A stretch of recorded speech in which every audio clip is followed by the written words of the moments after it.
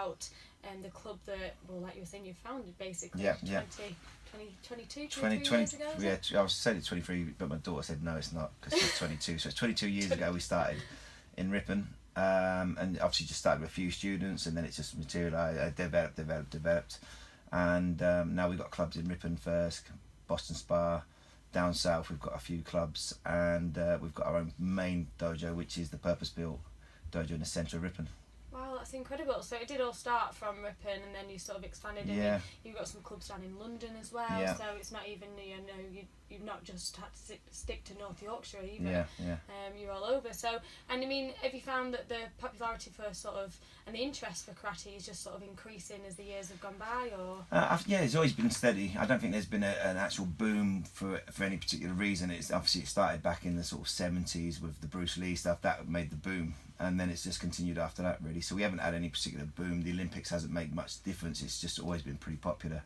I think it's because you can see the benefits you can get from karate, plus it's more dynamic and spectacular than a lot of the other sort of martial arts. Yes, and I mean, for people that may not know, obviously, a lot about karate, just tell me briefly how you could maybe summarise it, sort of what the sport actually involves, because I know people can get confused. You've got karate, you've got taekwondo, you've got judo, you've got loads of different sort of martial arts that obviously people might not know the difference between. Yeah, karate is more of a distance martial art, so judo would be very sort of close quarter. Taekwondo is predominantly kicking, where karate has a bit of everything. It has a bit of sweeping, taking down, striking, kicking.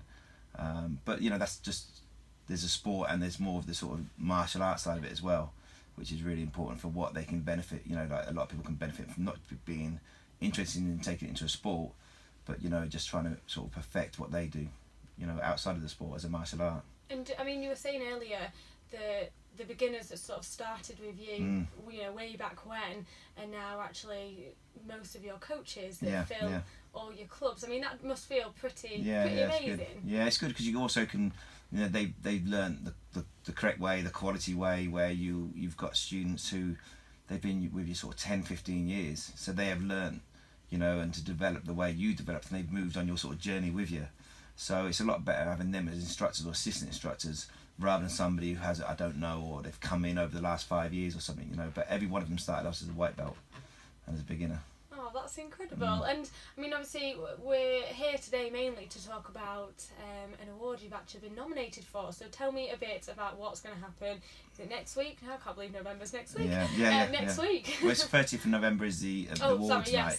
So we've got a few more weeks to wait on the results, but we won't find out till the day. But it's a UK coaching award, and I think it's the biggest coaching award you can get in the country. So it takes you from grassroots through to Olympic coaching, and through to Wales. The Welsh coach was award winner, I think, last year. So it takes you right across the whole sporting sort of coaching spectrum, and this award is for the Children's Coach of the Year.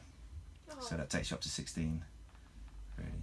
And I mean, what happened? So obviously, did you know anything about it? No. So were you contacted to tell? The first thing I heard about it was last week, I think it was, and Tuesday I got an email come through from UK Coaching, and it had all the information about you've been nominated as a finalist. So they've had a record amount of nominations, but you've made it to the top 3.